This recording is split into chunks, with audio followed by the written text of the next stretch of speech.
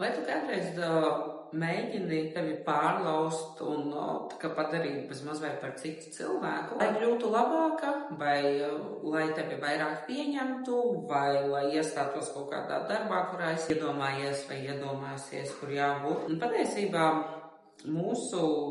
personības attīstība un sevis attīstība nav par sevis laušanu. Liela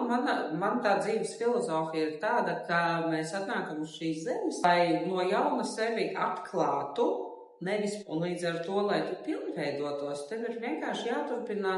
katru dienu iepazīt sevi līdz niansēm, savas sajūtas, savas domas, savas vēlmes, savas raksturīpašības, savus talantus, nevis laust sevi uz to, kas tu vispār neesi, bet